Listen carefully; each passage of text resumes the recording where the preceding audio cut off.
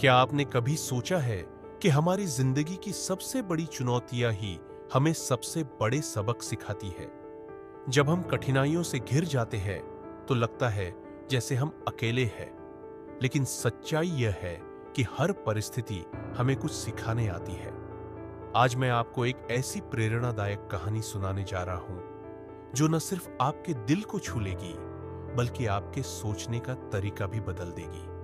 यह सिर्फ एक साधारण कथा नहीं है, बल्कि जीवन के गहरे सत्य को उजागर करने वाली कहानी है। तो अगर आप भी जिंदगी में कुछ बड़ा हासिल करना चाहते हैं, तो इस वीडियो को अंत तक जरूर देखें। यह कहानी आपके दिल को छू जाएगी और आपको नए जोश से भर देगी। आगे बढ़ने से पहले वीडियो को लाइक करें और हमारे channel motivation unlimited for you को सब्सक्राइब करना ना भूलें।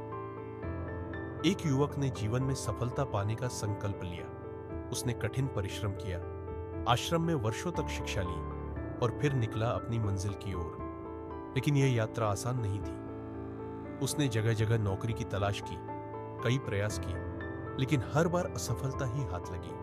हर दरवाजा बंद मिलता, लेकिन वह रुका नहीं, हारा नहीं। वह जानता था कि असली शिक्षा किताबों में नहीं, बल्कि संघर्ष में छुपी होती है। यह एक कड़वी सच्चाई है। जब तक तुम्हें सफलता नहीं मिलती, दुनिया तुम्हें नजरअंदाज करती है। जब तक तुम्हारे पास पैसा नहीं, लोग तुम्हें पूछते तक नहीं। लेकिन जैसे ही सफलता मिलती है, वही लोग तुम्हारे करीब आने की कोशिश करते हैं। लोग तुम्हारे संघर्ष को नहीं, बल्कि सिर्फ तुम्हारी सफलता को देखना चाहते हैं। लेकिन याद रखना, सच्चा साथी वही होता है जो कठिन समय में तुम्हारा साथ दे। ऐसे लोग बहुत कम होते हैं। निराश होकर युवक एक दिन रास्ते से गुजर रहा था। तभी उसने एक आश्रम देखा जहां एक महात्मा अपने शिष्यों को ज्ञान दे रहे थे। सभी शिष्य ध्यान से सुन रहे थे। जिज्ञासा के कारण युवक भी वहां बैठ गया और उनकी बातें सुनने लगा। महात्मा कह रहे थे, जब किसी चीज की नई शुरुआत होती है तो पहले सब कुछ खत्म होता है। जब सृष्टि की रचना हुई थी, तब पहले सब नष्ट हुआ था। उन्होंने समझाया कि जब इंसान मुसीबत के चरम पर पहुंच जाता है और उसे कोई उम्मीद नहीं दिखती, तब कुछ बड़ा और अच्छा होने वाला होता है।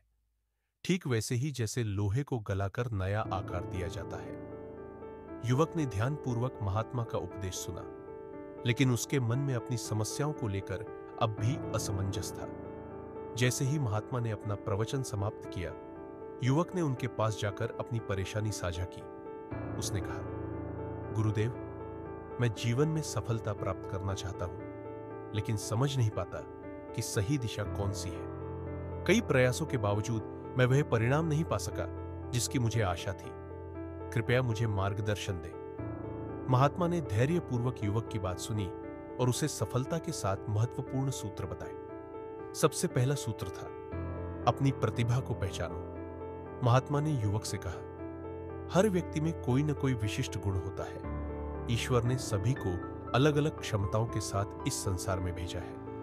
यदि व्यक्ति अपनी प्रतिभा को सही समय पर पहचान ले और उसी के अनुसार कार्य करे, तो उसे सफल होने से कोई नहीं रोक सकता। लेकिन अधिकांश लोग अपनी क्षमता को पहचान नहीं पाते और गलत दिशा में प्रयास करते रहते हैं।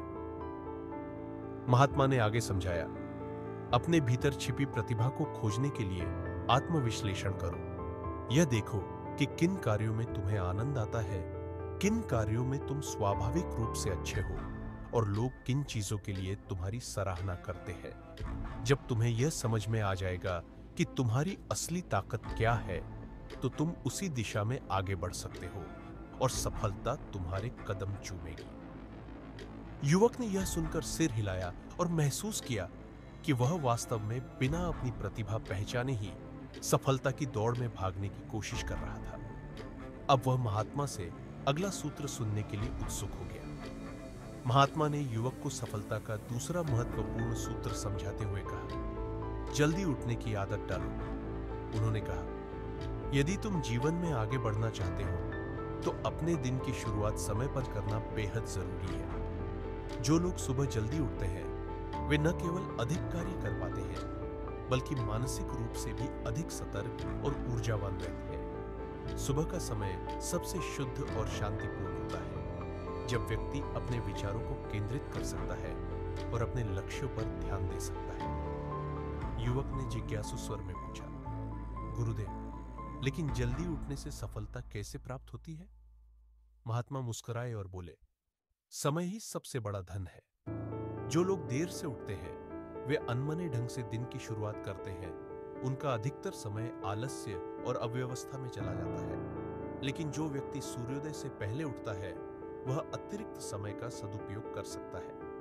वह अपने दिन की योजना बना सकता है, व्यायाम कर सकता है, अध्ययन कर सकता है और महत्वपूर्ण कार्यों को प्राथमिकता दे सकता है। यही आदत उसे दूसरों से आगे बढ़ा देती है। उन्होंने आगे उदाहरण देते हुए कहा, अगर दो लोग एक ही लक्ष्य की ओर बढ़ रहे हो और उनमें से एक प्रतिदिन 1 घंटे अधिक कार्य करे तो सोचो 1 वर्ष में उसे कितनी अतिरिक्त उपलब्धि मिलेगी। यही कारण है कि सफल लोग सुबह जल्दी उठने को अपनी आदत बना लेते हैं। युवक ने यह सुनकर संकल्प लिया कि वह अब से देर तक सोने की आदत छोड़ देगा और सुबह जल्दी उठकर अपने लक्ष्यों की दिशा में कार्य करेगा। उसने महसूस किया कि सही दिनचर्या अपनाकर वह अपने जीवन में बड़ा बदलाव ला सकता है।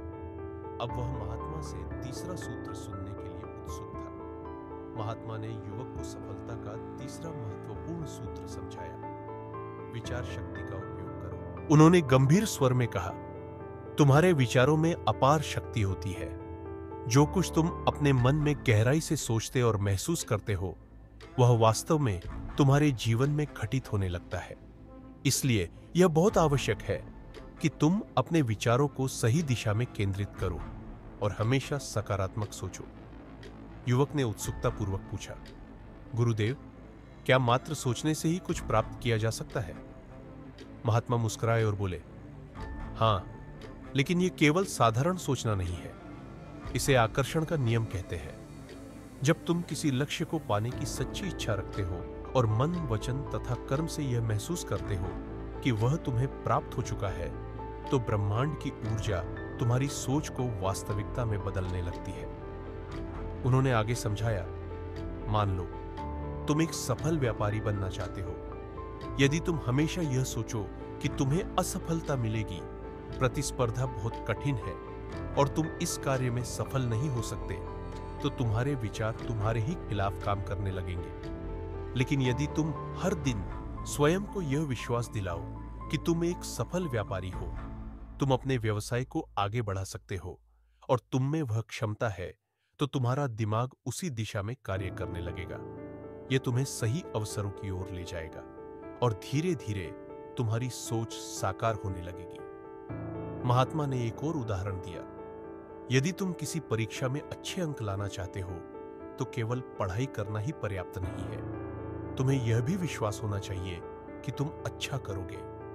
यदि तुम परीक्षा से पहले बार बार यह सोचोगे कि मुझे डर लग रहा है, शायद मैं असफल हो जाऊं, तो तुम्हारी ही नकारात्मक सोच तुम्हारे प्रदर्शन को प्रभावित करेगी। लेकिन यदि तुम पूरे आत्मविश्वास के साथ यह सोचो कि मैंने पूरी तैयारी की है, मैं सफल होऊंगा, तो तुम्हारी सोच तुम्हारी सफलता को आकर्षित करने लगेगी। युवक यह सुनकर गहराई से सोचने लगा।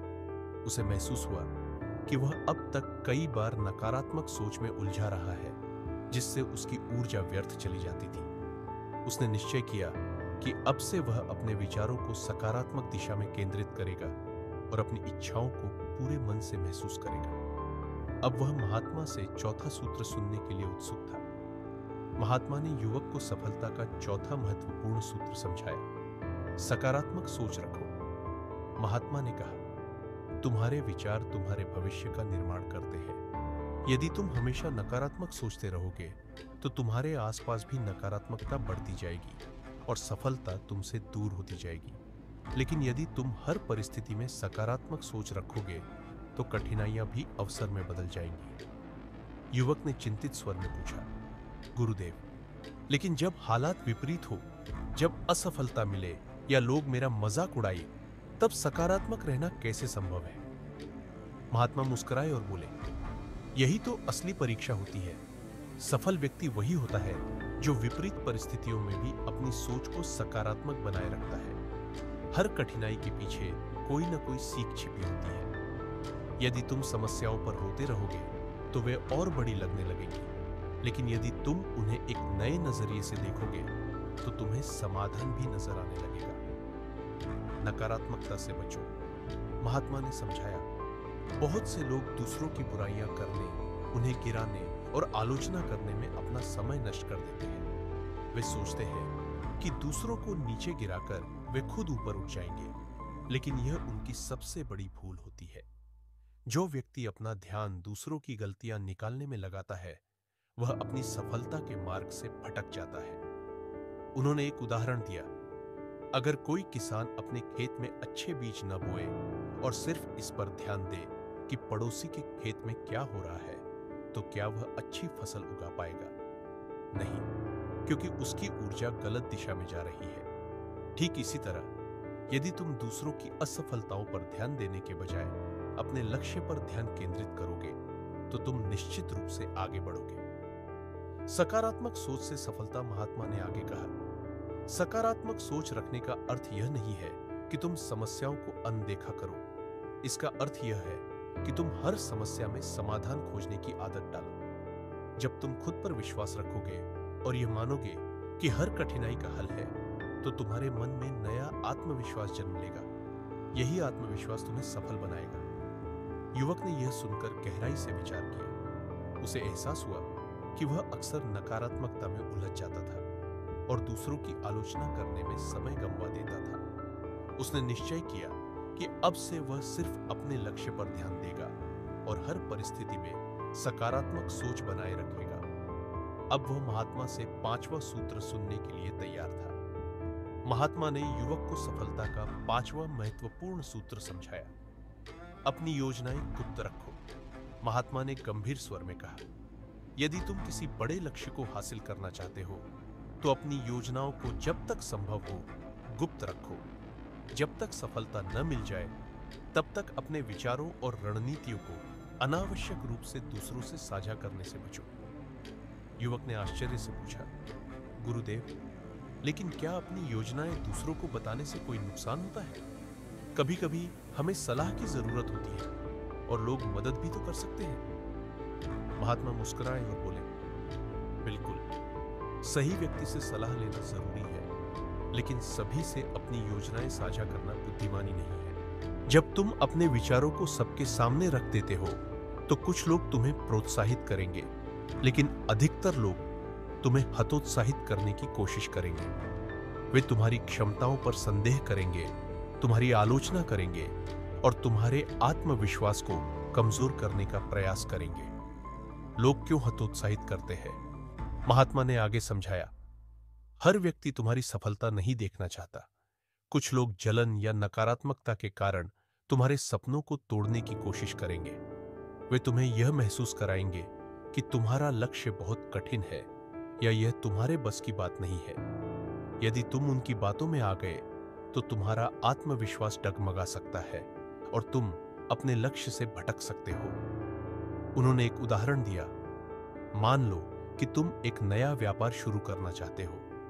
यदि तुम अपनी योजना हर किसी को बताने लगो तो कुछ लोग कहेंगे कि इसमें बहुत जोखिम है, कुछ कहेंगे कि तुम असफल हो जाओगे और कुछ मजाक उड़ाएंगे। यदि तुम उनकी बातों पर ध्यान दोगे तो तुम्हारे मन में भी संदेह उत्पन्न हो जाएगा और तुम अपने प्रयासों में ढील देने लगोगे। लेकिन यदि तुम चुपचाप अपने लक्ष्य पर काम करते रहो और जब सफलता प्राप्त कर लो तब दुनिया को बताओ, तो यही लोग तुम्हारी प्रशंसा करेंगे। शांत रहकर काम करो, सफलता खुद बोलेगी। महात्मा ने युवक को एक महत्वपूर्ण सीख दी। महान लोग अपने काम से पहचाने जाते हैं, न कि अपनी बातों से। जब तक तुम्हारा लक्ष्य पूरा न हो जाए तब तक सिर्फ मेहनत करो, और जब सफलता तुम्हारे कदम चूमेगी तो तुम्हें कुछ कहने की जरूरत नहीं पड़ेगी, तुम्हारे काम खुद बोलेंगे। युवक ने यह सुनकर सिर हिलाया। उसे एहसास हुआ कि वह अक्सर अपनी योजनाओं को जल्दबाजी में दूसरों को बता देता था, और फिर जब लोग उसे हतोत्साहित करते थे तो उसका आत्मविश्वास डगमगा जाता था। उसने निश्चय किया कि अब से वह चुपचाप अपने लक्ष्य की ओर बढ़ेगा, और जब सफलता प्राप्त कर लेगा तभी दुनिया को बताएगा। अब वह महात्मा से छठा सूत्र सुनने के लिए उत्सुक था। महात्मा ने युवक को सफलता का छठा महत्वपूर्ण सूत्र समझाया। कड़ी मेहनत करो। सही दिशा में महात्मा ने कहा, सिर्फ मेहनत करने से सफलता नहीं मिलती, बल्कि सही दिशा में मेहनत करना भी उतना ही जरूरी है।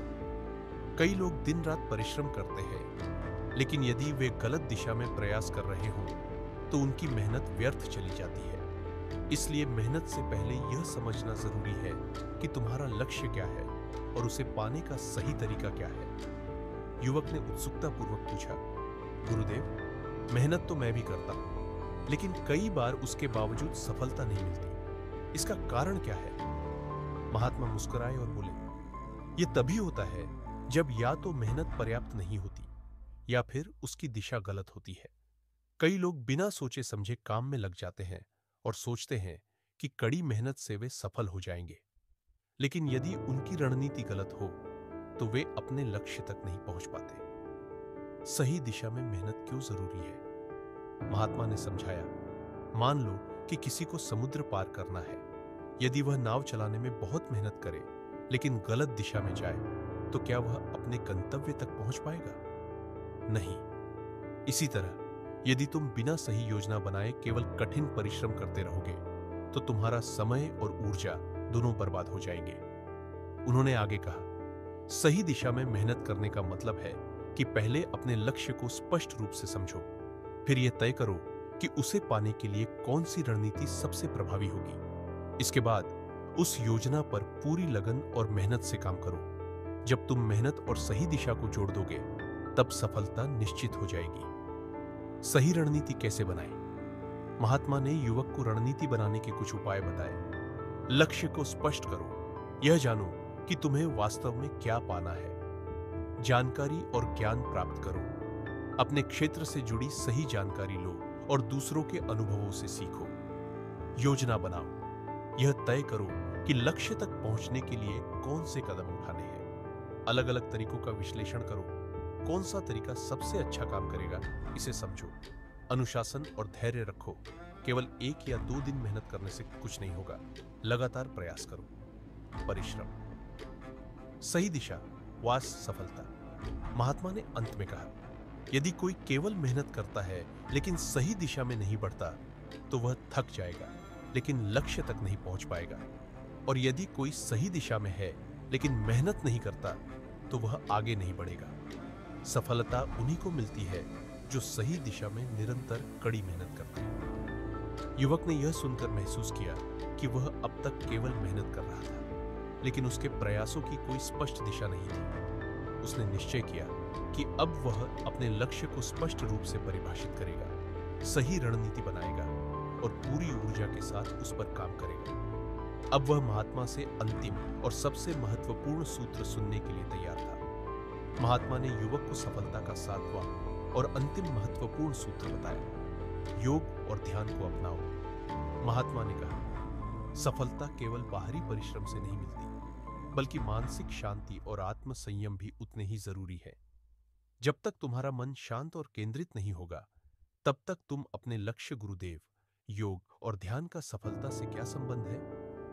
महात्मा मुस्कुराए और बोले, योग केवल शरीर को स्वस्थ रखने के लिए नहीं, बल्कि मन और आत्मा को संतुलित करने के लिए भी होता है। जब तुम योग करते हो तो तुम्हारा शरीर ऊर्जावान और लचीला बनता है, जिससे तुम अधिक कार्य कर सकते हो।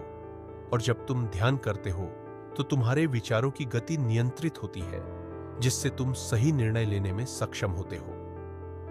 योग और ध्यान क्यों जरूरी है? महात्मा ने समझाया, मनुष्य का मन एक चंचल घोड़े की तरह होता है।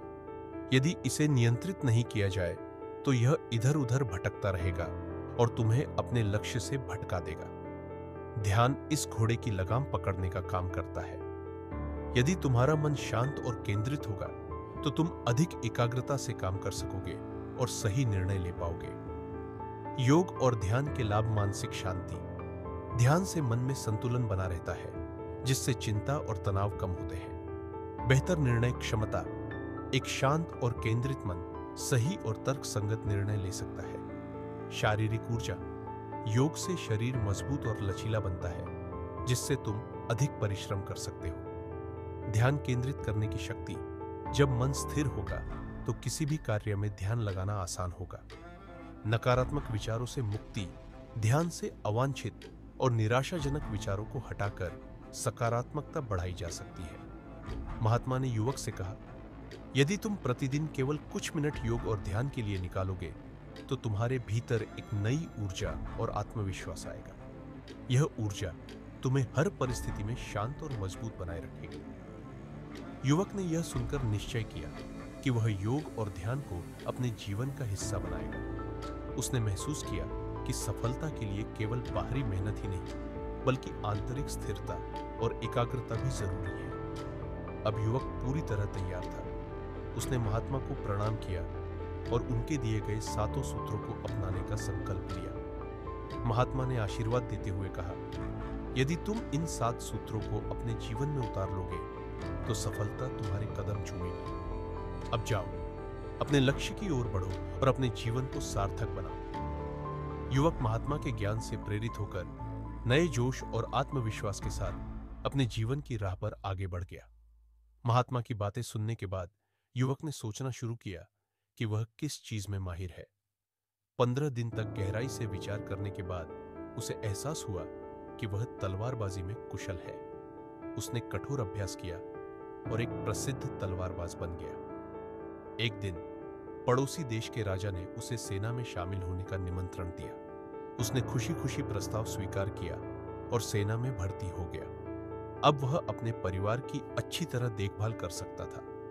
सीख सच्ची खुशी बाहरी चीजों में नहीं, बल्कि हमारे भीतर संतोष में बसती है।